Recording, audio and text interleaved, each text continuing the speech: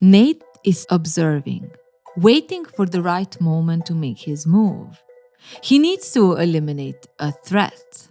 A threat to Maddie. You see, Maddie is the girl he needs to protect. Maddie is his girl. Protection. Such a cozy word. I mean, who doesn't want to feel safe in the arms of their very own Superman? Why does Zendaya get to have one and not us? And no, I don't have an answer to that. But in today's video, we are gonna look at the lie behind the guy that will keep you safe by keeping you on a leash. But if you want to keep your dog safe, you also keep them on a leash, don't ya? Well, let me ask you this. Are you keeping your dog safe or are you keeping yourself safe from the embarrassment of people side-eyeing you when your dog is chasing a freaking car? That's the thing with the protectors, right? You never really know if they're keeping you safe or actually themselves. Look, I like me some protecting, right? But at the same time, I think it's very important to differentiate between someone who actually protects you versus someone who is more focused on protecting their ego. And you're just, the trophy next to it.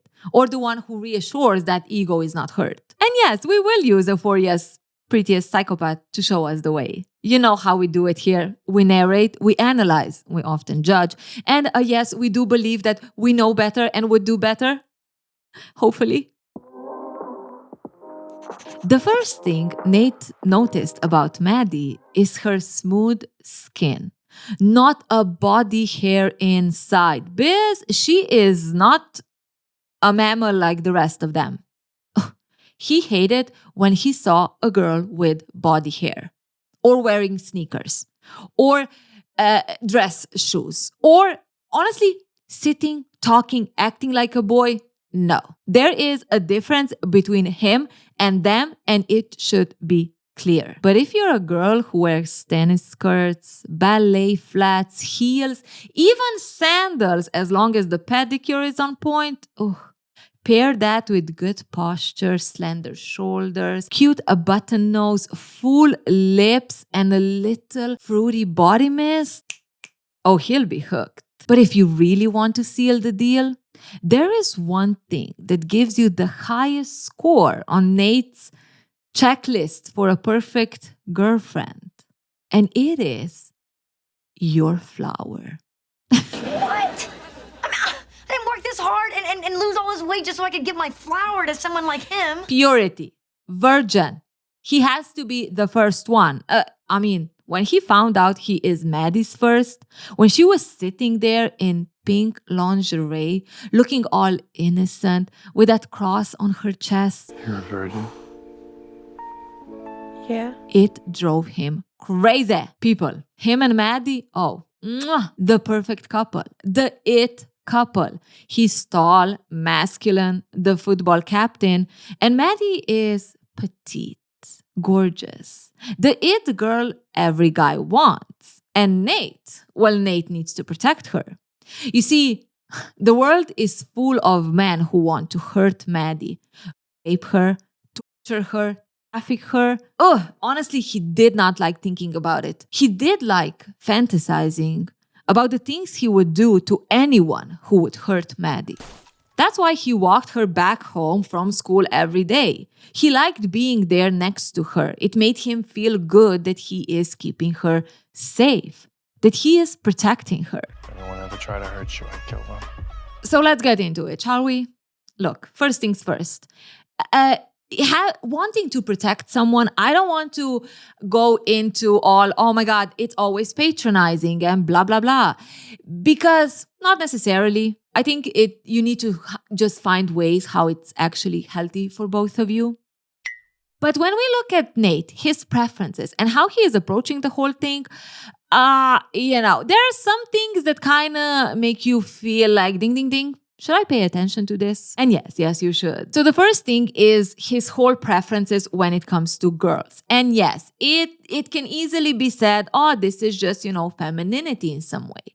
But at the same time, you can also look at it and say, it does sound a little bit childlike and naive. Hold up, we're not going in that direction, okay?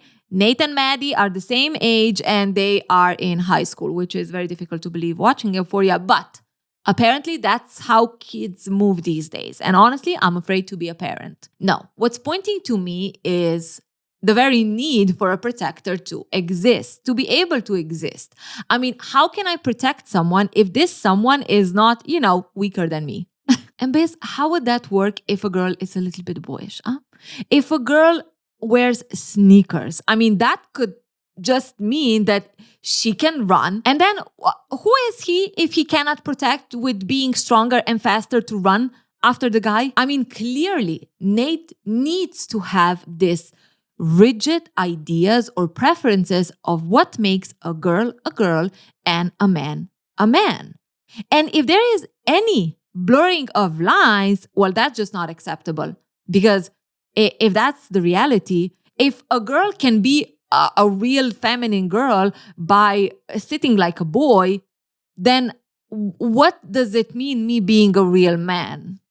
Yeah, that's the part people should work through in therapy. It again basically reinforces the idea what Nate equates as value, worth as a man. And it's, these typical, in his view and views of many people, power, strength, smart, violence. If we look at the fantasies that Nate has, isn't it interesting that he's not fantasizing about protecting Maddie?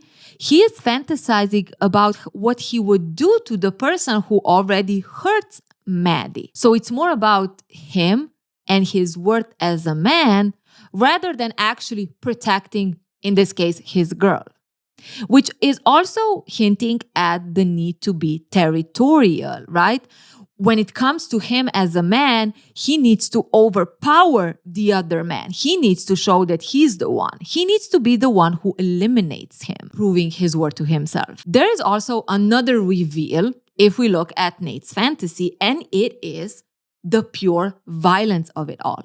On one hand, because of this dynamic of, protecting Maddie after she's being hurt, so it's not about protecting, it's about revenge, it almost makes you feel like, boy, do you actually want Maddie to get hurt so you can justify your aggression in violence? Or is that just, how the story goes? Like, why does the story go that way? But on the other hand, Nate clearly sees world very black and white. There are threats outside and we need to eliminate them. There are innocent people I need to protect, or there are those I need to fight. Which makes you think, Nate, is it this about justifying your aggression again? Or is it about, well, if you say that other people are threats, then you never really have to look at yourself. Now, this fight for, let's say, the alpha of the pack also comes out in his preferences for a woman to be a virgin. Now, there are a couple of things that we can take out of it. And honestly, I've talked about purity and this, needing to be first and so on, or from a woman's perspective, needing to be pure at length in other video. But at this point, the first thing is, if a woman is pure, then I'm the conqueror, right? I'm the one who eliminate all the targets and now this is my possession and I'm the only one who got to touch her type of thing. Which, though, could also come from the fear of not being the best. Like, if you think about it, if I want me to feel powerful and I genuinely don't really believe that I'm that worth it, right? There are some insecurities deep down and I'm covering it up with this, raw performance of masculinity and being top. What about if I'm just reassuring that I cannot do anything wrong? And in this case, Maddie would not measure him to someone else because he's the benchmark. Look, the same way women get a lot of toxic advice around intimacy at a young age, so do men. From both sides, there are expectations that make the whole intimacy a shit show. Who's to say that men who want you to be virgin and so on are actually not just, they found a way of how to be the ones who will never get challenged in how good they are, or never get challenged about the expectations in bed that are put on men. What is the actual value of a woman being a virgin if not how a man will feel? Now, why do I think that all of this is kind of important to understand? I think I bumped my light. Understand, if someone is actually protecting you or it's more about protecting their ego. In real world, someone could look at these preferences that Nate has as he's just being traditional. And look, it can be, right? It can be true that someone is just being traditional. Maybe certain cultures are promoting that and so on. And I'm not saying that that's bad per se, but I am saying that, make sure that both of you feel equal and it's not actually thriving just because someone needs to shrink themselves, right? So that's something that we need to have in mind. And even in those cases, I do think that it would be very beneficial if we wouldn't be afraid or, shy away from actually understanding what are those values, why do we have those values, and explore if there are any insecurities that are actually driving it, right? Because in some cases, having these rigid preferences is nothing else but just having almost like a control system for someone to protect their own fragile masculinity. Think about it. If there isn't anything underneath at all, then why would it be a problem to explore it? And so far, Nate is proving exactly that. It's all about protecting his own masculinity or sense of masculinity rather than protecting Maddie or Maddie as a person. But here's the thing when it comes to Nate and his, let's say, fragile masculinity. When it gets poked, it can turn dangerous real fast. And Maddie, well, Maddie doesn't always stay in the box Nate wants her to be in.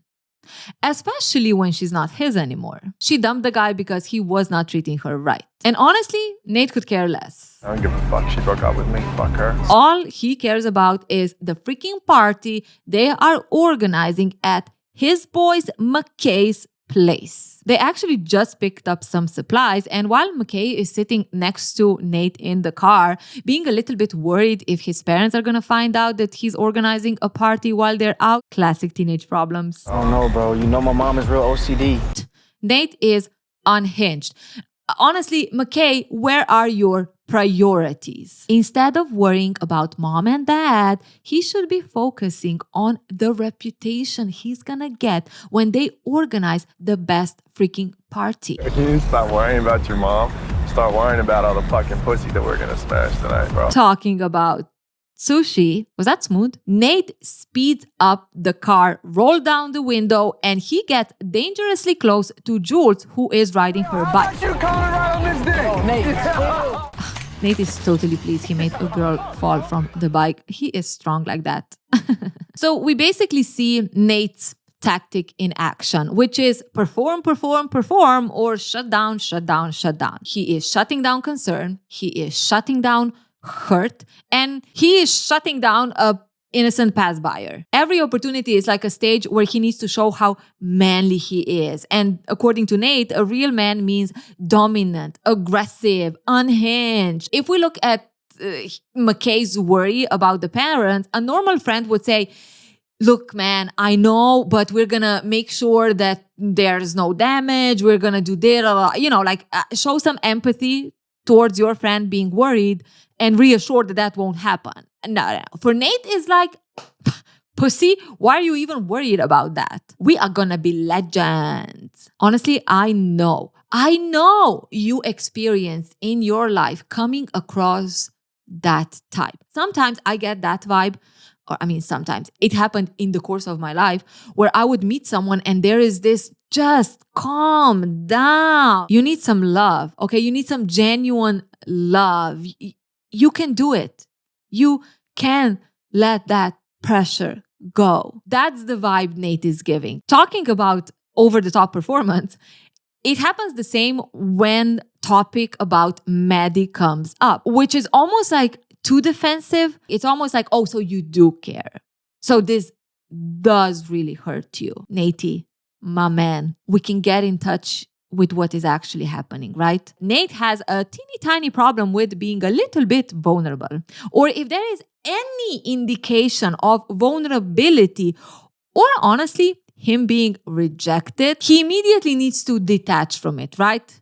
No, I don't care. F her. The minute that topic comes up, it's almost like he needs to reestablish power and dominance.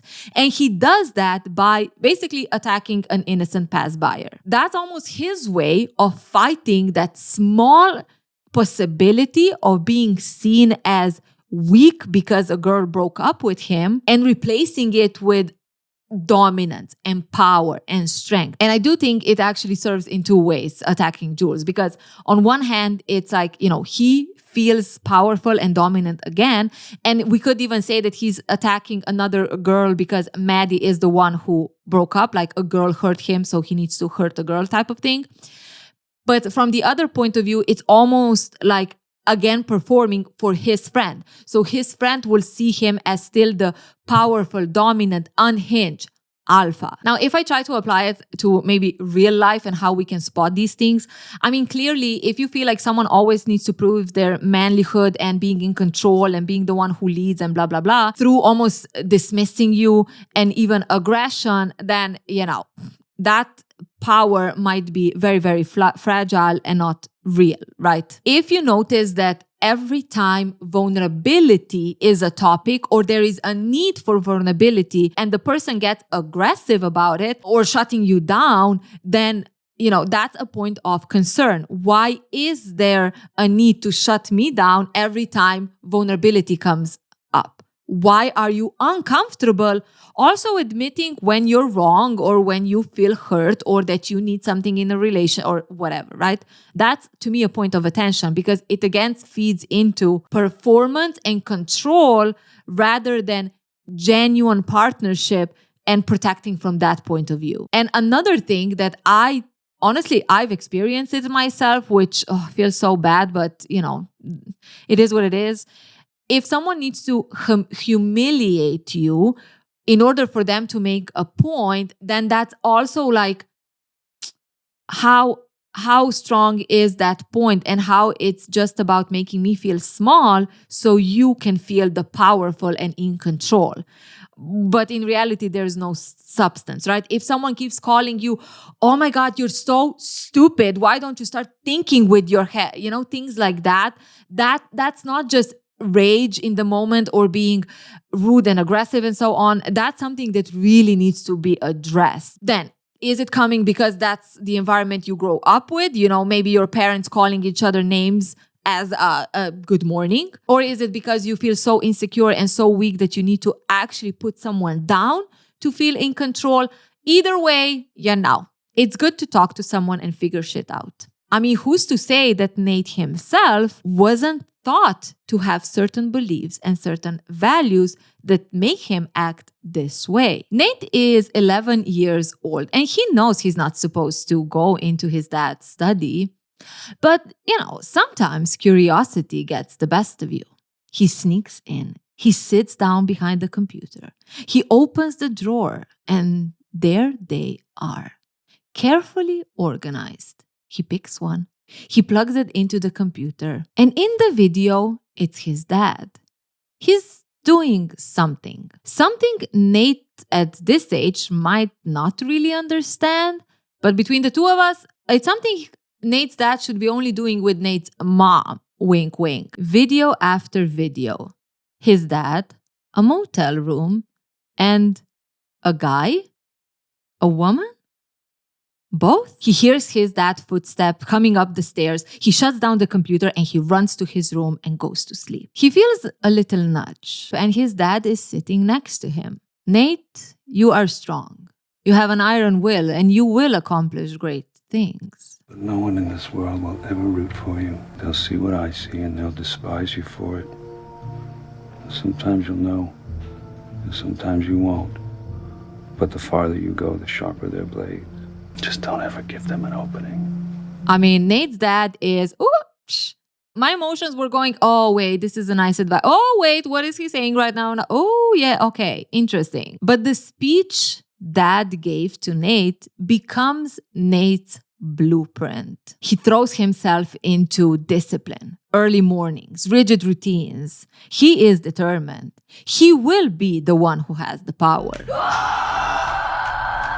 By the end of his freshman year playing football, he's already the team captain, and he loves the cheer. How the crowd is yelling his name, and how his dad is sitting there on the benches, quietly supporting it. That's how the Jacobs men do it.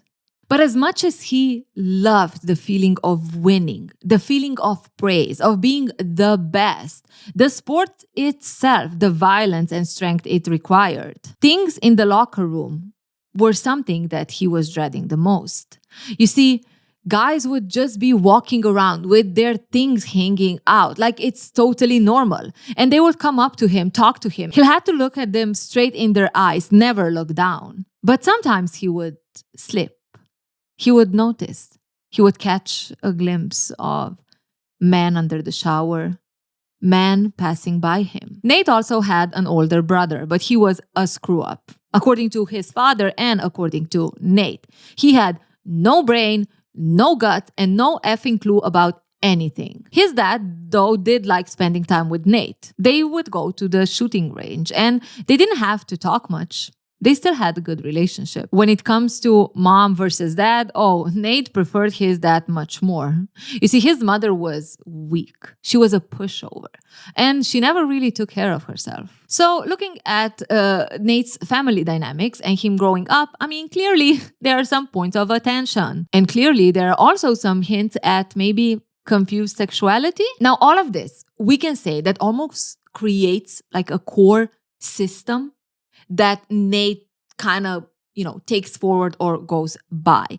And the first thing is be dominant or be exposed. First of all, his dad gave him this whole speech that he never should be vulnerable and he needs to be the one who kind of dominates. But on the other hand, finding those tapes, who's to say that that wasn't Nate's first indication of what it means to be dominant? And also how intimacy is a place where you should be dominant. The bedroom is just another arena where you need to prove that you're the one on top. And honestly, if we see some of the ways him and Maddie are sharing intimacy, well, Nate likes to take control also there. Pair that with the fact that he loved how Maddie was a virgin. It's again feeding into this dominance, being the top, being the first. It's about the power and control that he can seize in the bedroom in this case, but also in life in general. Vulnerability is basically a sign of weakness, or in his father's words, I guess, it became the opening where they can stick that blade in. Even if we look at Nate and his experience in the locker room, and if we pair it with confused sexuality, we can see how he is like struggling or having this clear mission. I shouldn't look down, because any hint of potential curiosity is that opening that people will take advantage of. Real feelings are a no-no. They are a risk. But being aggressive and strong, that's the armor you put on and protect yourself. We can also say that how he perceives being powerful and in control is how in control of his body he is. Strong muscle is valuable, worthy, almost like this is how a man should be. And any deviation from that is a failure, a deflect, or a defect, like his brother. When it comes to how he feels love or what he learns about love, we could say that it is about performance. That's how his dad is measuring if he's good or not good. And let's say spending time with him while he hates the other son and I guess doesn't spend time with him because he's a loser. Going into him being, the best at football and becoming the captain and then also having all this praise, this is actually even more feeding into that this is the right way. And on the other hand, also his identity is based on performance or how he is perceived by the outside world or even his dad, right? It doesn't matter, love, not love, feelings, emotions.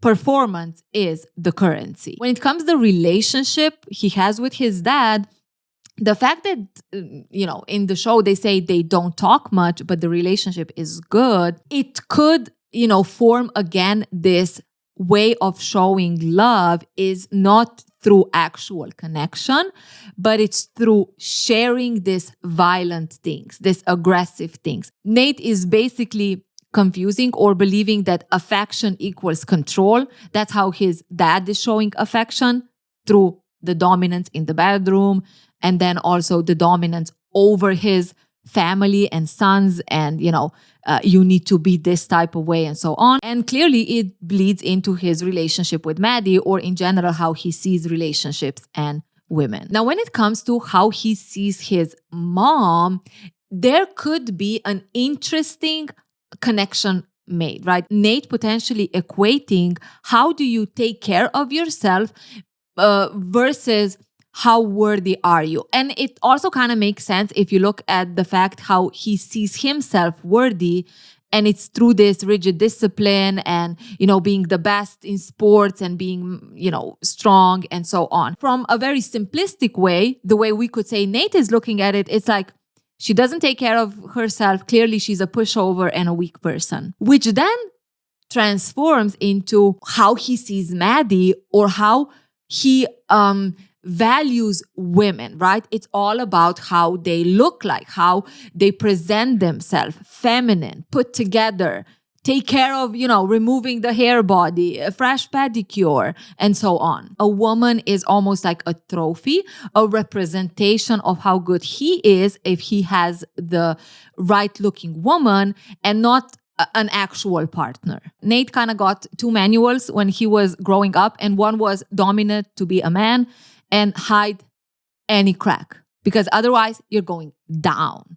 Now pair that with having, in his view, a failed brother and a passive mother, and all the shame he experiences in the locker room, or this fighting between shame and who he is as a man and his curiosity. It's, a perfect mix where we have a young man who is approaching things in a little bit of a dysfunctional way. And sometimes that young man becomes an adult man, and then we're just like, boy, let's get off Reddit and let's start forming healthy connections. The thing is, though, you can't really ever escape vulnerability. You can shut down your own, but what about when there is someone else who is showing how they are vulnerable? How does a person like Nate react to that? Back at McKay's place, the guys are not chilling. The guys are getting it on. No, that also sounds wrong. People are drinking, okay? It's alcohol, it's music, and boys just being boys, I guess. Nate is drinking or shoving down his throat another shot. So Cassie's a whore. Fact. No, she's not. McKay is confused. No, she's not. She's nothing like that. Oh my God, McKay is so naive. Has he even seen the slut pages on Cassie? The fact is, she's a fucking whore through and through, bro. That's the thing. If you want to admit it or not, Cassie is a W through and through. And the fact that his boy McKay thinks that, she's such a good girl and, he has feelings for her, not gonna work. Not gonna work. He needs to sober his boy up. He sits down next to McKay and voila. Picture after picture. Cassie in lingerie, Cassie naked. Wait, is that Cassie on a video? You can't even tell that that's her, man. It's her, bro. It's definitely her. Look at her titties. Not to worry though, because Nate, his boy, has a device that always works, okay? That makes these feelings go away. You fuck her like the whore she is. You kick her ass to the curb. Simple as that. Clearly, Nate's solution to any sign of vulnerability is shut down and humiliate. And in this scene, he's doing that using two people, McKay, his friend, and Cassie herself. Now, when it comes to McKay, sure, you can say, you know what, this is just him helping out his guy or whatever, right?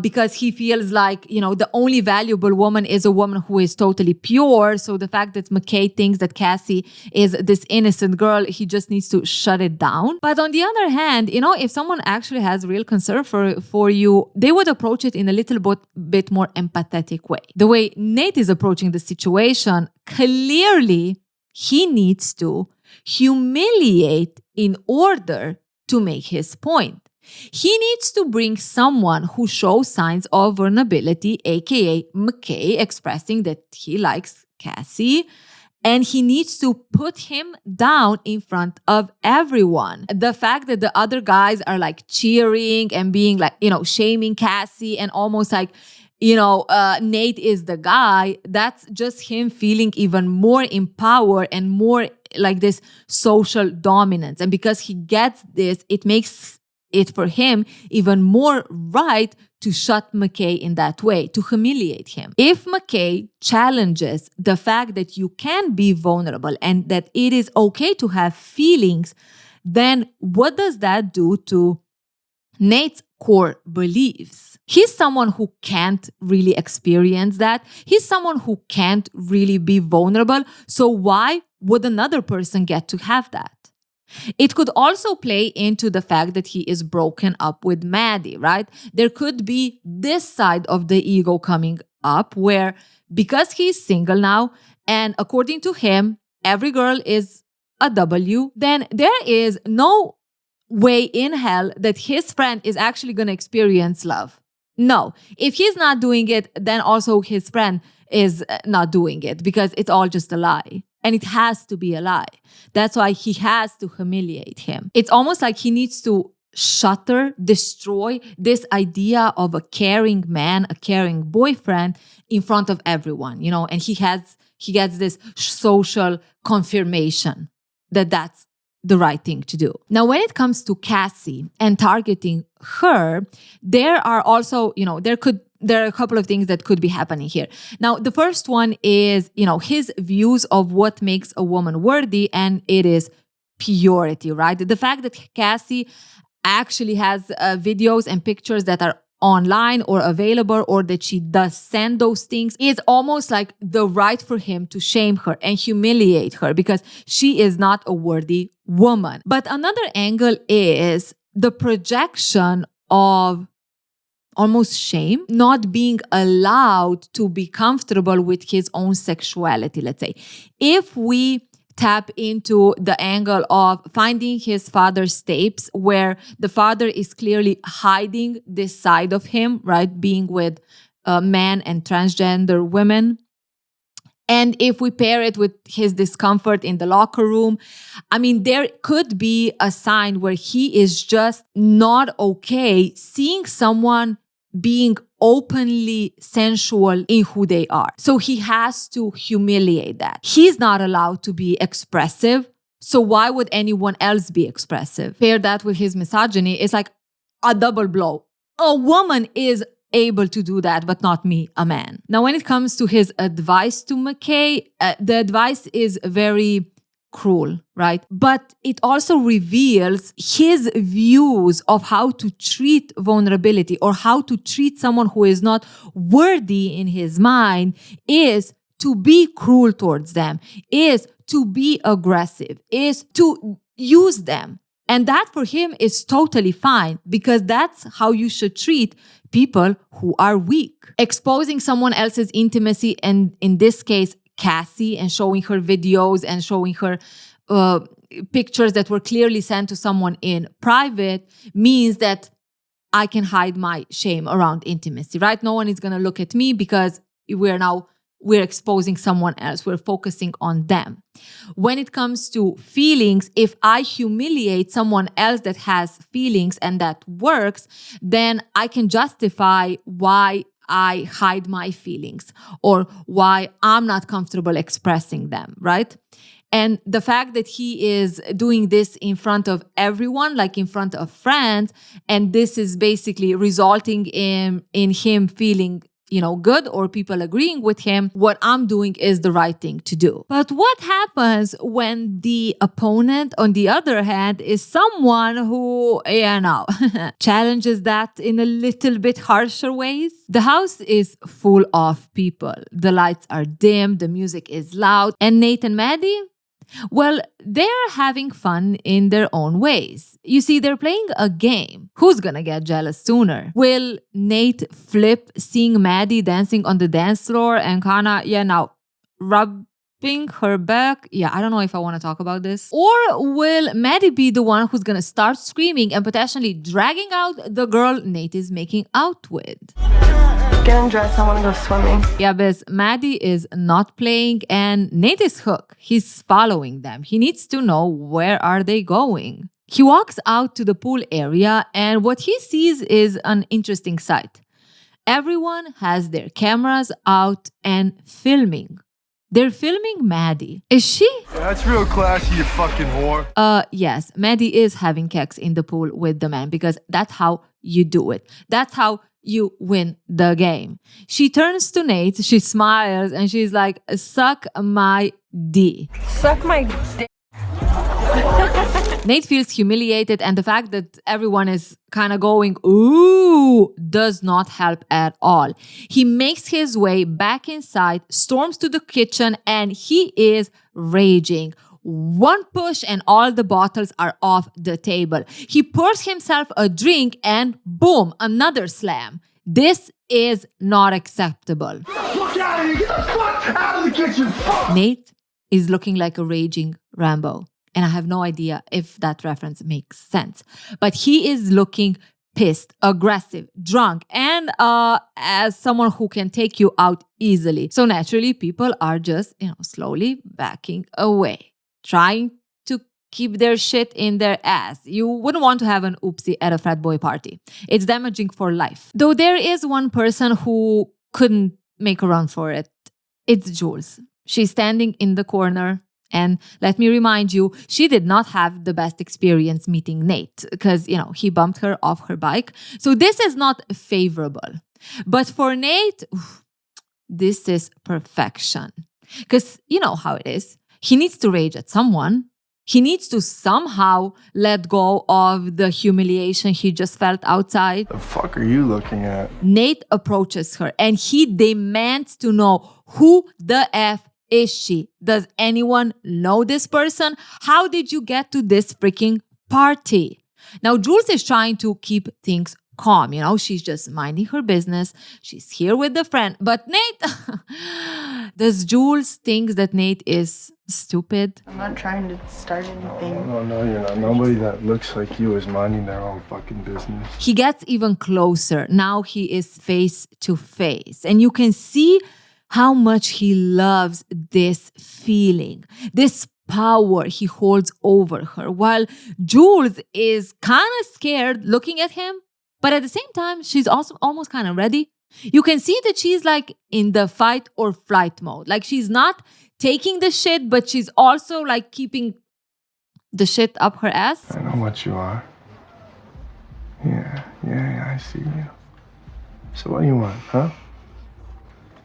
You want some fucking attention? So I'll give you some fucking attention. He steps even closer, yelling again, who the F is the friend who brought Jules? Because if no one vouches for her, well, he'll just have to F her up. Jules grabs the knife from the counter and she points it at Nate. You wanna fucking hurt me? I guess she chose fight. I was just kidding. Nate is pulling away and clearly now he is trying to keep his shit in his ass. Oh, no. She puts the knife on her arm and she cuts herself. She has the crazy look in her eyes. And honestly, it reminded me of, there was a movie where someone suggested how you get rid of bullies is to show them that you're crazy. So Jules is giving crazy right now. And Nate, she is a freaking psycho. Fucking freak, what the fuck? Jules 1, Nate 0. Yay! Now, this scene was heavily deconstructed from Maddie's point of view in her video, so you can check there.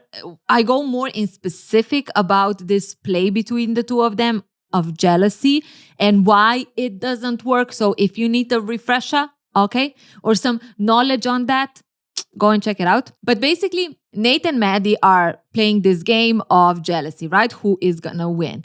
And while Nate is basically losing, Maddie is taking the guy to the pool.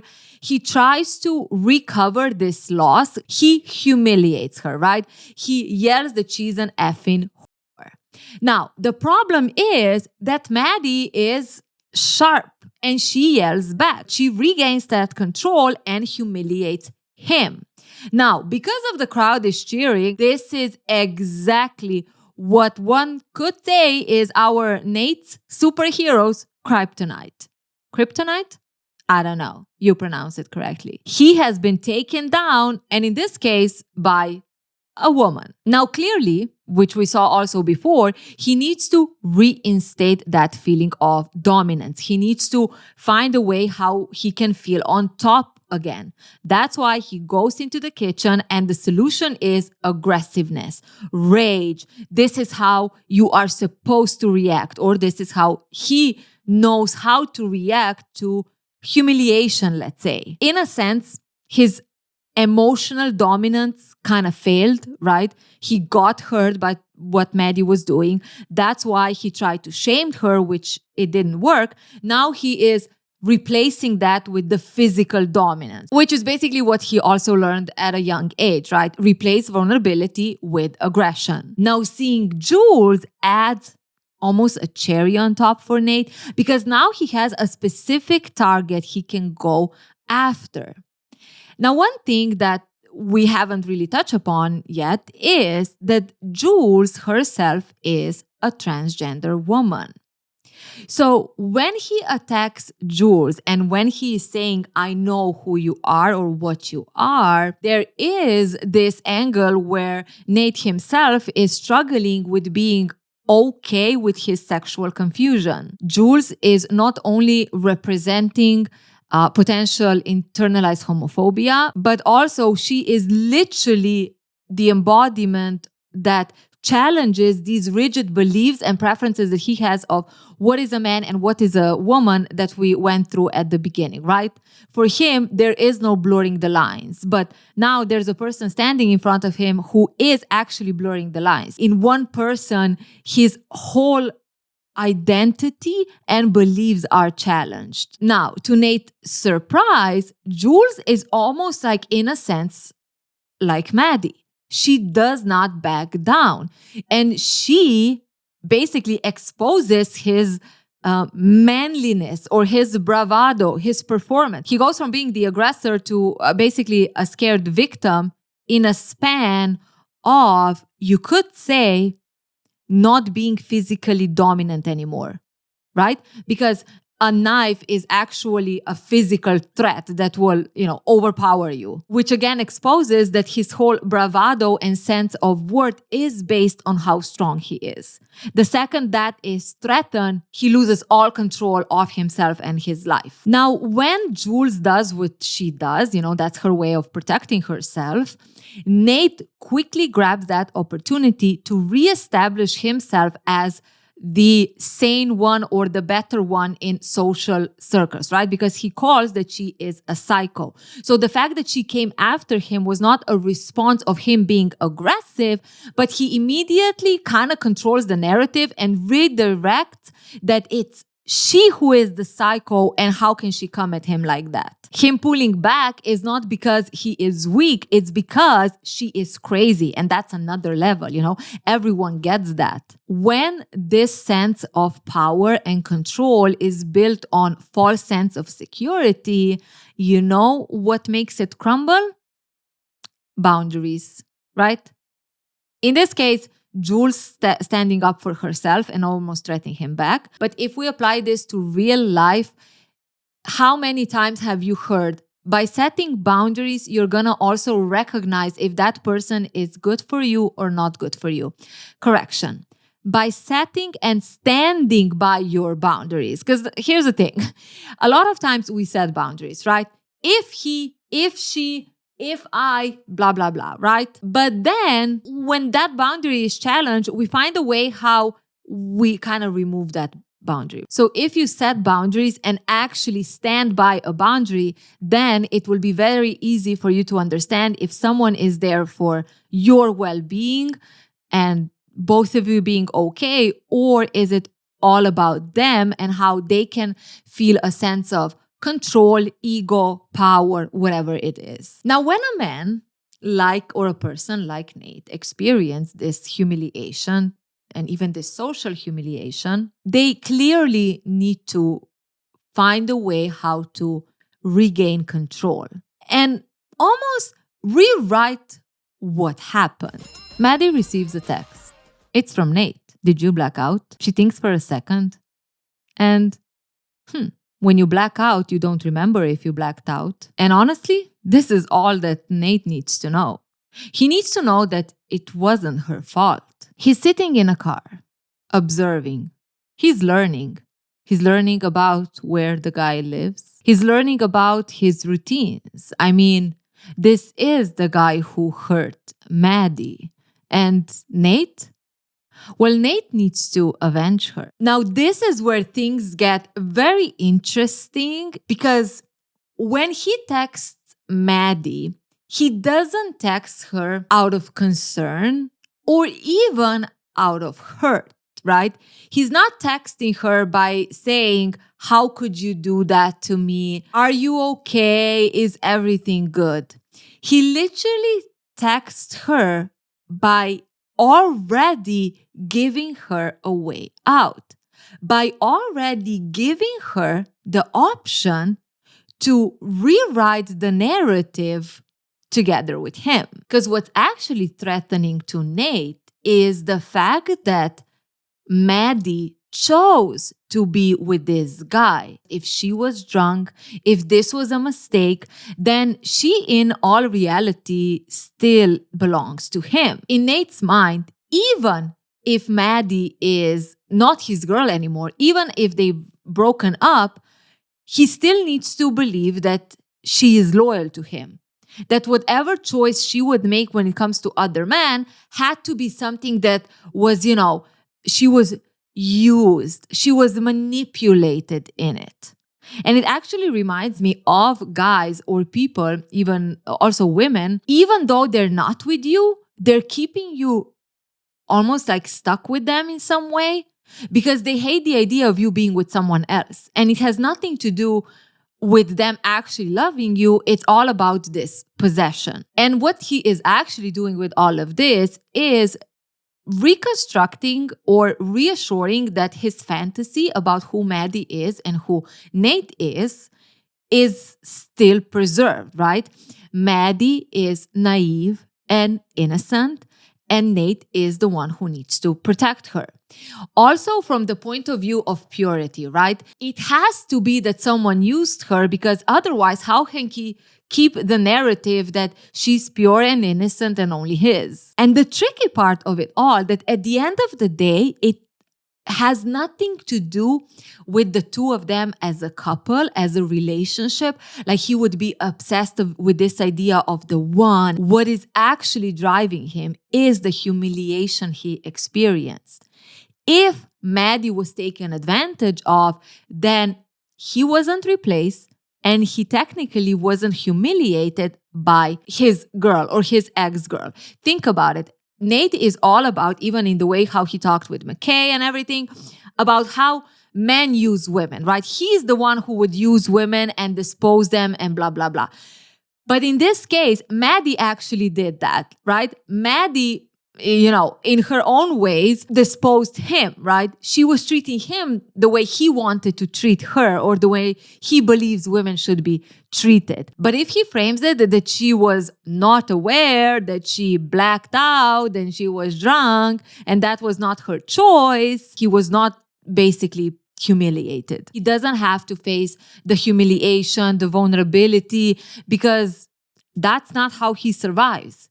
He survives by being the top. And how he can be the top is if Maddie is innocent, so he can have an excuse to go after another guy and hurt him. Now, the thing with rewriting the narrative, it's not enough if you just rewrite the narrative for yourself, be it consciously or unconsciously, and rewrite it with your partner. I mean, for some people, that's enough, right? Because as long as I can keep you blinded and gaslit for everything, then I don't care about others. But for some people, people like Nate, when the driving force is the public humiliation, he needs to rewrite the narrative publicly. Nate is waiting outside the school. He's casually leaning on his car and he is waiting for someone. Yo, Maddie, let me take you out tonight. Maddie slows down, looks at him, and she's like, why? He shrugs. I know. And just like that, Maddie slides into the passenger seat like nothing ever happened. Though Nate does want to apologize. He starts by saying, I'm sorry, but Maddie does not want to hear it, and she makes it obvious by turning the volume up. She is shutting down that apology. They reach her house, and when Maddie is stepping out, Nate tries again. Maddie, why don't you let me take you out tonight? I don't know, text me. Now, this scene, especially when they meet outside the school, it's giving the cute, casual vibes, just two kids being a little bit dumb. The previous night got a little bit out of control, but at the end of the day, we know what's up and we just brush it off and continue our story, I guess, in small steps. But there's another angle that we can look at all of this. I mean, it is very interesting that Nate is leaning casually on his car in front of school and yelling after Maddie, almost publicly showing that Maddie is with him. It's his way of taking the pen and making sure everyone knows that he is still the main character in this story. Now, when he apologizes in the car, there is almost like a crack in the armor. Wait, is he actually, feeling bad and he wants to reestablish their love and their relationship? But at the same time, because Maddie shuts it down, there are many things that we can, take out of it. Now, I went also very deep into it in the Maddie version of these events because she's the one who's turning down the volume. So why would she do that? But it could be that this is something that, they just do, right? This is the pattern they do. He says he's sorry, but it never actually changes and so on, right? But whatever it is, from Nate's perspective, the first thing is that his I'm sorry, Maddie is very vague, right? He does not actually say why is he sorry. He doesn't open and talk about things. It's almost like by the script, I'm sorry. That's it. That's all he needs to do. But the thing is that Maddie herself is reinforcing that. You see, when Nate potentially was trying to be vulnerable and open, by her shutting him down is exactly the belief that he has. When you are vulnerable, you will be put down, right? Now, as a viewer, you look at this scene, and that's also what I experienced. You kind of feel bad for Nate, right? You feel bad that there was a moment where he was trying to be vulnerable with Maddie, but she shut him down. It doesn't feel good. At the same time, we kind of miss to see that it's also an easy way for him to get off the hook.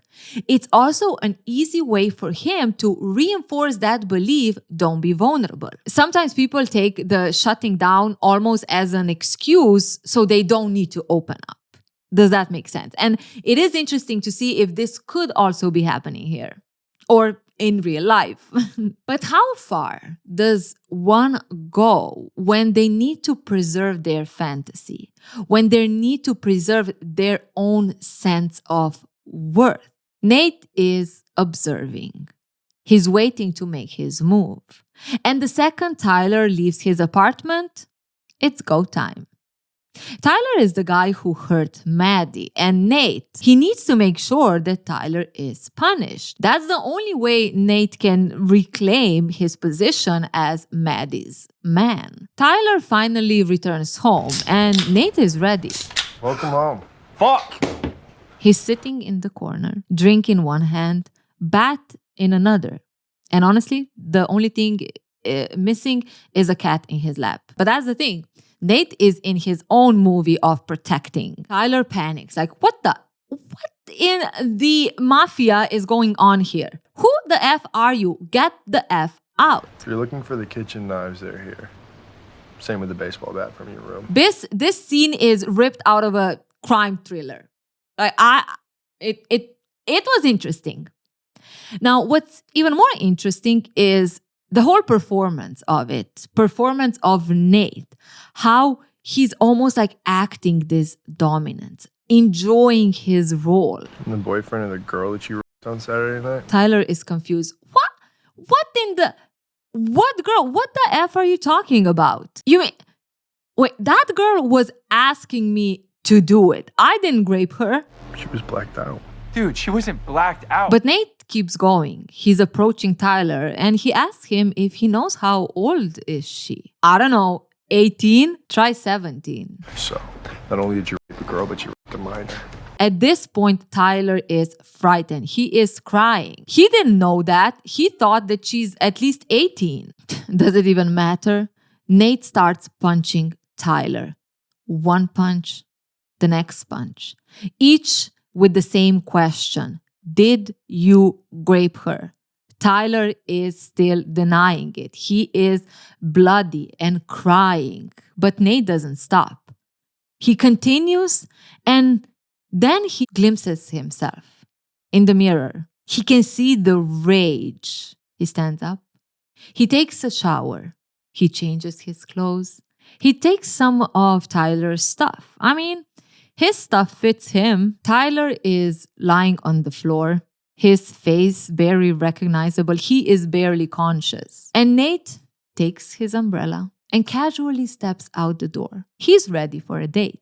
So again, to me, all of this is a performance, right? It's a performance of protector, of someone who is there to bring justice. And not only bring justice, but also be the one who executes, how do you say? Executioner, right? He is the one who is going to eliminate even this person. I mean, to a limit. And as much as you can see this and be like, oh my God, he's just so in love with Maddie and he just wants to protect her and avenge her.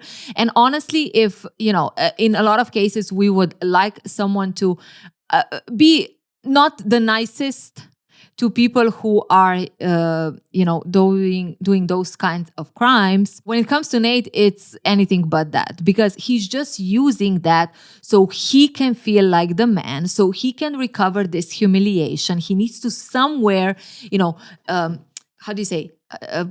transfer, manifest this shame and humiliation he felt. And he does it through aggression, through violence. Like I mentioned at the beginning of the video, it's almost like he's using Maddie's hurt so he is allowed to be this aggressive and violent.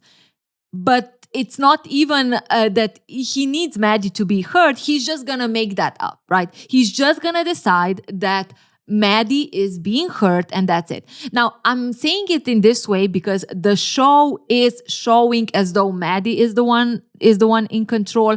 But let's, in real life, let's still have in mind that, 22 years old was the guy, Maddie was 17. And that is, another discussion of what actually happened. But in the show, it is implied that it wasn't, right? It was Maddie's decision. So Nate basically just made this up, and even if he believes that he didn't grape her, he doesn't care because he needs that so he can justify his violence, and that violence makes him feel like he is the top dog, which helps him, let's say, recover from the humiliation. And if you even look at how everything played out, there is this sense of control disguised as justice, right?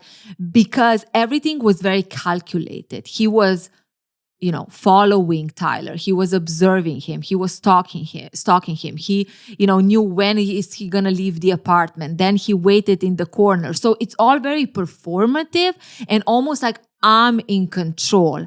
I'm owning this narrative. Now, there's also the angle of this man even touching Maddie, who is his, this possessiveness. So also this is another fuel of why he needs to go after Tyler. And after he feels like he established that dominance, maybe even seeing himself in the mirror kind of served as that, all he needs to do is wash that away, pretend it never happened, and now continue his fantasy with Maddie. He's standing in front of her door. It's date night. They're going bowling and everything is perfect. They are laughing. They're enjoying themselves. Honestly, it's like the cutest date. At one point, they sneak out into the alley. They have a little bit of kissy session.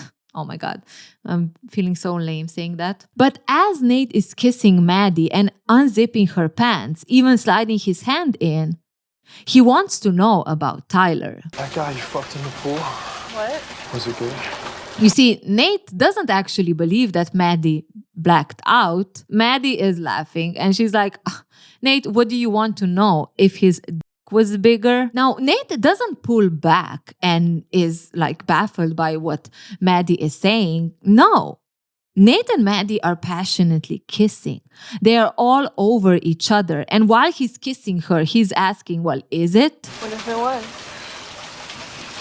Had fucking fun. Maddie laughs because, well, his D would still be bigger. They're back in the car. The date is ending, but Nate has a little surprise for Maddie. It's a present. I love you, Nate. It's a new pink lingerie. Ew. It's not Maddie's favorite, but that's how the game works, right? She puts on the lingerie. She goes to the window and she does a little dance because she knows Nate is there waiting for her to be the girl he wants her to be. Nate comes back home. He falls on the bed. He takes his phone and he texts, "Hey, I really missed talking to you today. It's Jules." Piss. By the way, if you're interested in Maddie, her perspectives, how she is approaching Nate, what made her have certain beliefs and so on, I actually made a video or a case study on Maddie and I'm gonna link it down below. So basically, it's going through the same scenes, but from Maddie's perspective.